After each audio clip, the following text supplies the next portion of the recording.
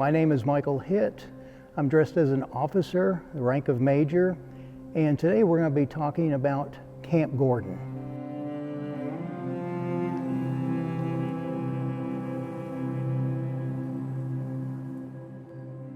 The purpose of Camp Gordon was to get people trained because we're getting ready to go into a world war. So men from around the South and eventually up north were sent to this camp so they learned rudimentary elements of being a soldier, whether that be in the artillery, the infantry, or the cavalry. The reason the area known as Chamblee was picked, General Leonard Wood would arrive in Atlanta in January of 1917 with the idea of looking for a site for the camp, and his needs were, it needed to be somewhere near Atlanta, it needed to be on a railroad track, and he needed at least around 1,000 acres to build this location. So once he approved this site, it took 5 months to literally build the camp. Camp Gordon in World War I was built to house up to 46,000 soldiers. It had 1,600 buildings, and it was one of the largest training camps during that conflict in the southeast United States. When the camp was started in 1917, Chamblee existed of 2 buildings and a railroad depot. Once entrepreneurs in Atlanta discovered they're building this large training facility with soldiers in it, the entrepreneurs discovered that, I need to build something up here to part the soldier from his money. So Chamblee became known as the Mushroom City. Camp Gordon, almost around 40% of the soldier population that was drafted and brought here couldn't even speak English.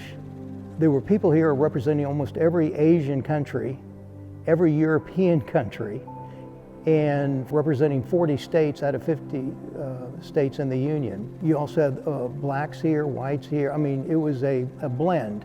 They went through the same training, everything. With this diversity that they had at the camp, they had classes to teach English throughout 1917.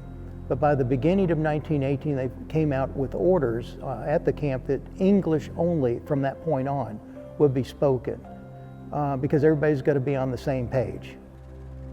The training at Camp Gordon was primarily infantry training, but you then had artillery training, you had cavalry training, you had signal corps training. They had French officers brought in, British officers brought in to do the training because they had seen warfare up to this point. You had chemical attacks here on the men, so they got used to that. The infantry soldiers at first had no real weapons, so wooden weapons were made for them, painted white, and that's what they would train and march with until eventually they trusted them enough with training to issue them actual weapons. You also had a base hospital here to take care of the men at the camp and also train medical personnel that had the medical training, but they were not familiar with the military way of doing things or the paperwork. So you had a lot, that type training also took place here. At Camp Gordon, the largest population at one time that was here was a little over 46,000 soldiers. A good bit of this was the 82nd Division, which is now known as the 82nd Airborne. This is the birth of that command, of which one of the members of it was a man named Sergeant Alvin York, although he wasn't a sergeant when he was here.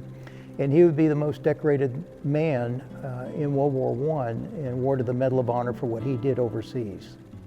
Because of Camp Gordon in World War I, this led to the founding of the Chamblee Police Department. Because the city did not have running water or electricity, that the base shut down Chamblee to the soldiers. Civilians could use it, but not soldiers. So military police from the 82nd Division patrolled Chamblee to enforce that. So that's your first formal law enforcement in Chamblee, it's the MPs. But after 10 months, the military opened Chamblee back up so the businesses could actually start making money.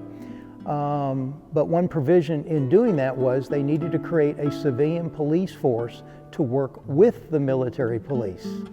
And that's the creation of the Chamblee Police Department in May of 1918. With the war formally ending in 1919, the government had to make a choice on what installations throughout America were going to stay, what they were going to get rid of.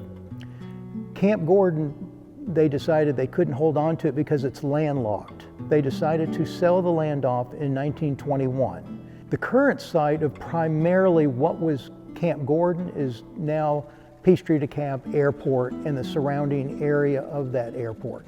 The only things remaining today are reminders of World War I are some of the streets off Claremont have numbers to them, like 4th Street, 5th Street, 6th Street, and so forth. Those numbers were created in World War I to mark the lanes that went next to the barracks for the regiments. And that continued on. There's 2 known horse troughs in the woods on the original site of Camp Gordon. As far as the original buildings in Chamblee, there's one called the Southbound Restaurant today, which in World War I was the general store and also where the post office was. Most of the growth of Chamblee is due to World War I Camp Gordon.